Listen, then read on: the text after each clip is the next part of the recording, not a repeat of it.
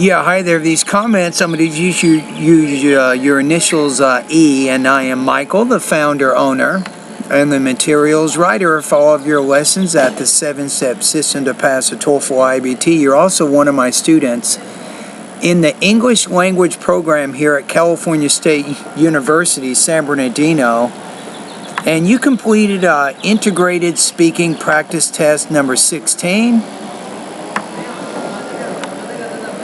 And let's go ahead and take a look at what this practice test is. Explains that there are several steps involved in the formation of glaciers. Okay, here we go. First, the lecture explains that there are several steps involved in the formation of glaciers. That's a good, strong introduction. It's important because it frames the purpose of your response, so we know that you are summarizing some academic information. First, when snow falls in one area year-round, the piling up of snow transfers into ice. Okay. And each year, new layers of snow bury and compress their previous layers. Yes. Second, the crystallization process begins by compression forces, which forms grains. These grains are similar in size and shape. I would say by compression forces which form grains. I would use there the plural form of the verb, not the singular, because you're talking about forces, right? And which means forces, so the verb should be plural there, not singular. 2 grains of sugar.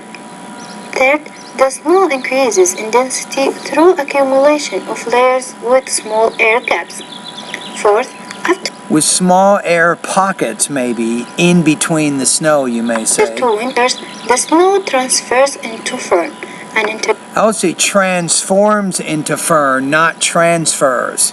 So transform is going to be a better word there than transfer. The immediate state between snow and glacier ice. Then snow becomes half as density as water. Fine. I would say, let's check your word form there. Hold on a minute. Then snow becomes half as density as water. Not half as density as water, but half as dense as water. So I think you want to use there the adjective, not the noun.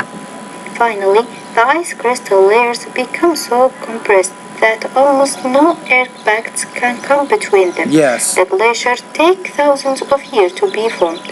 After that, the weight of glacier becomes so heavy that the glaciers take thousands of years to be formed.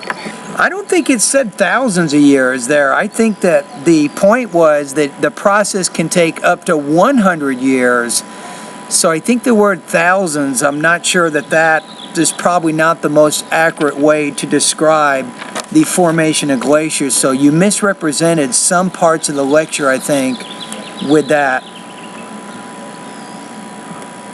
After that, the weight of glacier becomes so heavy that it begins to move downhill due to the forces of gravity. Exactly right. Perfect.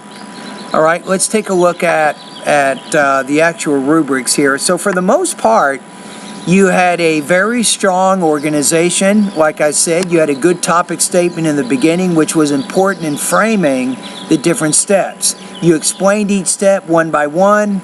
I think you were probably at least 85 to 90% accurate, I think, in your explanation of glacier formation. So maybe just a very, very minor problem with what we call accuracy.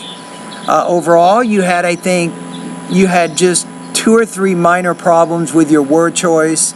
Delivery was good. You can still make a little bit more improvements with your intonation, but overall I think this is a well-delivered speech with appropriate grammar and vocabulary to explain your ideas accurately and completely.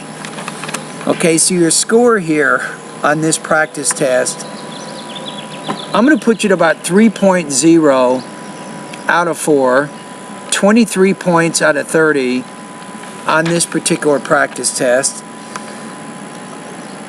And let's take a look at the rubrics that we use in the, so for the speaking, you got 3.0. This is going to put you at 96% on this assignment.